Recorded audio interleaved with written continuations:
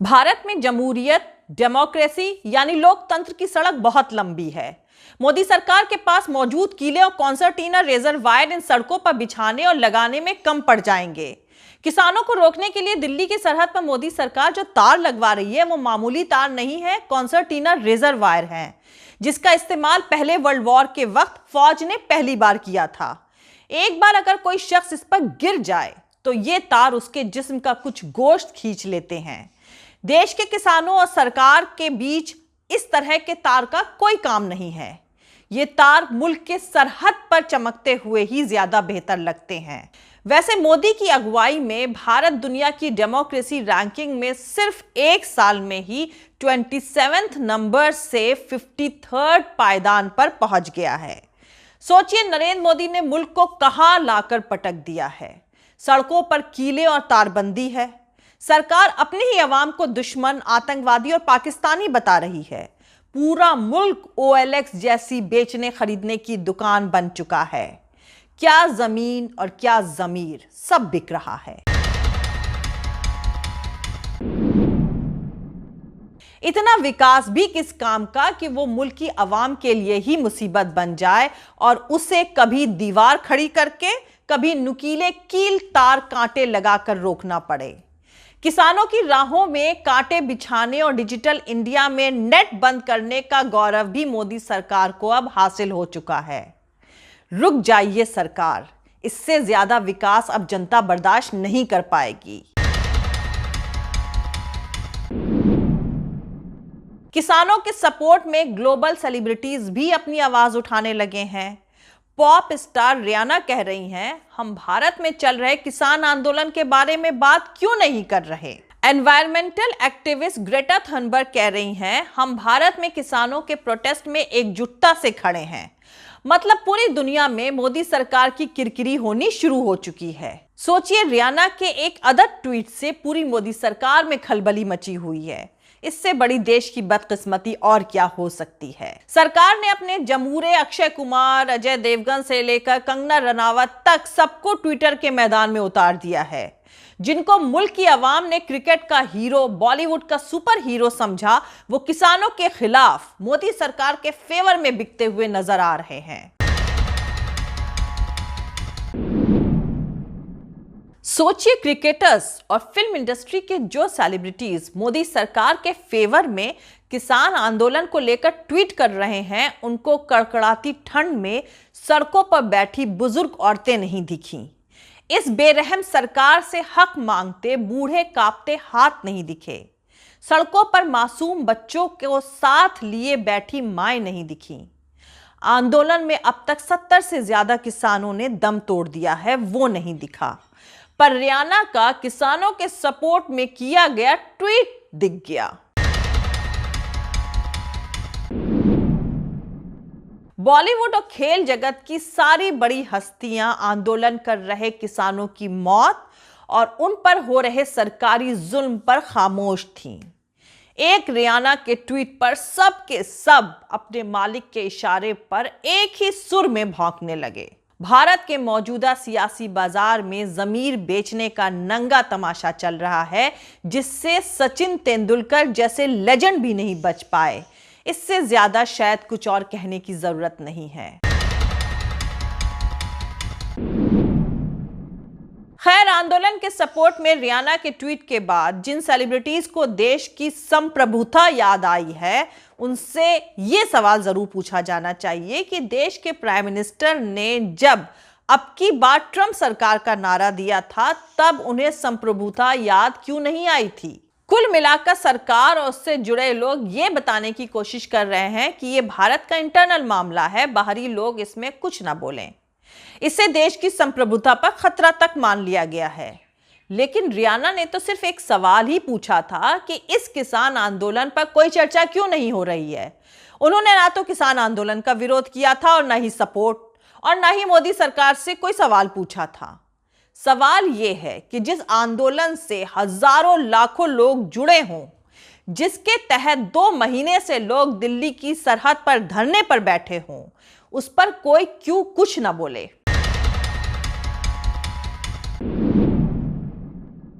America में black lives matter आंदोलन के वक्त क्या भारत के लोगों ने कोई दिलचस्पी नहीं ली थी?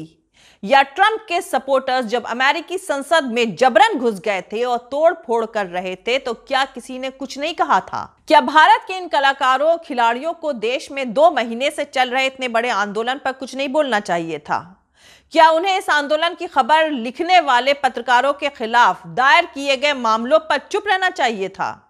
या जिस तरह उत्तर प्रदेश के गाजीपुर में सड़कों पर कीलें लगा दी गई हैं, उस पर कुछ नहीं कहना चाहिए था? ज्यादातर लोगों का मानना है कि एकजुटता के नाम पर किसानों के खिलाफ सरकार के उठाए गए कदमों का सपोर्ट किया गया है, जिससे किसानों को गलत मैसेज गया है। दरअसल मोदी सरकार वाकई घबरा गई है। किसान आंदोलन पर पॉप सिंगर रियाना के ट्वीट और इस आंदोलन को इंटरनेशनल लेवल पर मिले सपोर्ट से भाजपा सरकार बौखला गई है। लेकिन इस बीच अमेरिका ने भी अब टिप्पणी कर दी है। भारत में किसान आंदोलन पर अमेरिका के विदेश मंत्रालय यानी फॉरेन मिनिस्ट्री ने कहा है कि पीसफुली प्रोटेस्ट करना लोकतंत्र यानी डेमोक्रेसी की पहचान है। अमेरिका की तरफ से यह टिप्पणी तब आई है जब भाजपा की मोदी सरकार पर इल्जाम लग रहे हैं कि सरकार इस पीसफुली प्रोटेस्ट को जारी नहीं रहने देना चाहती है और इसलिए सड़कों पर कई लेवल के बैरिकेड्स लगा रही है, दीवारें खड़ी कर रही है, कटीले तार और कीले लगाकर घेराबंदी कर रही है। ऑपोजिशन पार्टीज इल्जाम लगा रही हैं कि सरकार अपने ही लोगों के खिलाफ जंग की तैयारी करती हुई दिख रही है। अब सवाल यह है कि रियाना के ट्वीट के बाद भारतीय विदेश मंत्रालय की तरफ से ऑफिशियल तौर पर बयान जारी किया गया था, तो क्या अमेरिकी विदेश मंत्रालय की इस ताजा टिप्पणी के बाद भी कुछ ऐसा ही होगा? क्योंकि किसानों के आंदोलन पर कनाडा के प्रधानमंत्री जस्टिन ट्रूडो के एक बयान पर तो भारत ने कुछ ऐसी ही चेतावनी दे डाली थी। भारत के विदेश मंत्रालय ने कहा था कि ऐसी कार्रवाई भारत और कनाडा के रिश्तों को बेहद नुकसान पहुंचाएगी। दूसरी तरफ ट्विटर को ही देश मानने वाले अंधभक्त लोग इस बात से परेशान हैं कि नरेंद्र मोदी से दुगनी फॉलोवर वाली रियाना ने किसानों के सपोर्ट में ट्वीट कैसे कर दिया। रियाना के 10 करोड़ फॉलोवर्स हैं।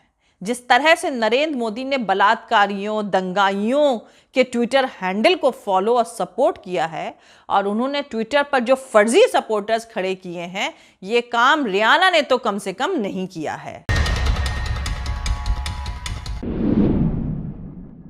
रियाना अगर भाजपा सपोर्टर के ख्याल से बैड गर्ल हैं, तो कंगना जैसी एक्ट्रेस जो अपने ट्विटर हैंडल पर जब चाहें झूठ उगलती हैं, नफरत फैलाती हैं, किसानों को आतंकवादी बताती हैं, वो किस तरह की गर्ल हैं? भारत के किसानों को आतंकवादी कहने वाली कंगना रनावत देश की सबसे बड़ी दुश्मन है, देश की सबसे बड़ी गद्दार है। ऐसे खतरनाक और जहरीले लोगों पर तो पुलिस को फौरन कार्रवाई करनी चाहिए, पर शायद भारत में चल रही मौजूदा सियासत में ऐसा होना पॉसिबल नहीं है। कृषि कानूनों के खिलाफ चल रहे किसान आंदोलन को मोदी सरकार भले ही सख्ती से कुचलने की पॉलिसीज चला रही हो, लेकिन इंटरनेशनल लेवल पर अब पूरी दुनिया का ध्यान भारत में चल रहे किसान आंदोलन की तरफ मुड़ चुका है और कई मशहूर लोगों ने इसका सपोर्ट किया है। भारत सरकार ने किसान आंदोलन के मुद्दे पर इंटरनेशनल हस्तियों की तरफ से किए गए ट्वीट्स के बाद किसी का नाम लिए बगैर टिप्पणी करी है। विदेश मंत्रालय की तरफ से कहा गया है कि सोशल मीडिया पर बड़ी हस्तियों को जिम्मेदारी पूर्वक व्यवहार करना चाहिए। मंत्रालय ने यह भी कहा है कि भारत की संसद ने बाकायदा बहस और चर्चा के बाद कृषि क्षेत्र से जुड़े सुधारवादी कानून पास किए हैं। ये सुधार किसानों को ज्यादा लचीलापन और बाजार में व्यापक पहुंच देते हैं। भारत के कुछ हिस्सों में किसानों का एक छोटा सा ग्रुप ही इन सुधारों से सहमत नहीं है। भारत सरकार ने प्रोटेस्टर्स की भावनाओं का सम्मान करते हुए उनके रिप्रेजेंटेटिव के साथ बातचीत शुरू कर दी है।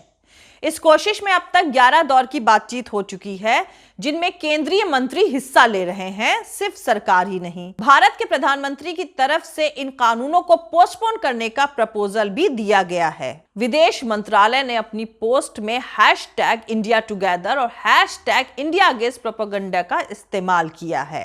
तो अब आपको बता दूं कि विदेश मंत्रालय सरासर झूठ बोल रहा है। झूठ विदेश मंत्रालय से आरएसएस सपोर्टर्स ने बुलवाया है।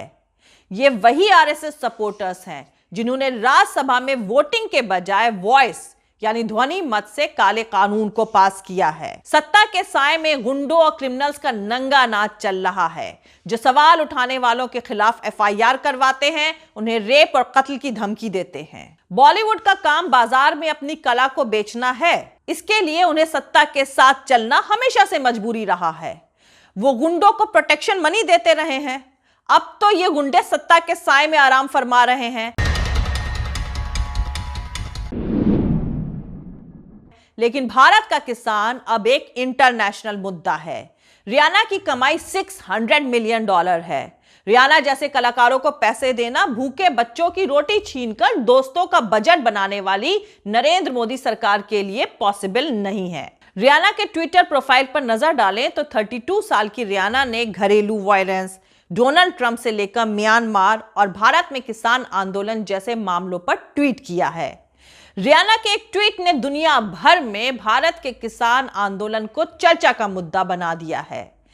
इसके बाद अमेरिकी उपराष्ट्रपति यानी अमेरिकी वाइस प्रेसिडेंट कमला हैरिस की भांजी मीना हैरिस और ग्रेटा थनबर्ग समेत कई हस्तियों ने इस मुद्दे पर बात करी। भारत में कई हस्तियों ने इस ट्वीट के लिए रियाना का शुक्रिया भी अदा किया है। किसान आंदोलन पर ट्वीट करने के बाद से ही रियाना के ट्विटर के फॉलोअर्स की तादाद में 1 मिलियन का इजाफा होता दिख रहा है। रियाना ने जब इस मुद्दे पर ट्वीट किए थे तो उनके 100 मिलियन फॉलोअर्स थे, लेकिन इस ट्वीट के बाद यह तादाद बढ़कर 101 मिलियन हो चुकी है। पॉप म्यूजिक इंडस्ट्री में रियाना की शुरुआत ही काफी धमाकेदार रही थी। बचपन से मैडोना, बॉब मार्ले और जेनेट जैक्सन जैसे सितारों को देखकर बड़ी हुई रियाना ने अपना पहला एल्बम म्यूजिक ऑफ द सन और अ गर्ल लाइक मी साल 2005 में रिकॉर्ड किए थे। कैरिबियाई म्यूजिक से प्रभावित ये दोनों एल्बम बिलबोर्ड 200 चार्ट के टॉप 10 लिस्ट में शामिल हुए और उसके बाद साल 2007 में good girl gone bad album के साथ रियाना दुनिया भर में छा गई थी। सिर्फ 10 साल लंबे म्यूजिक कैरियर में रियाना ने 8 ग्रैमी अवार्ड और 14 बिलबोर्ड म्यूजिक अवार्ड जीते हैं।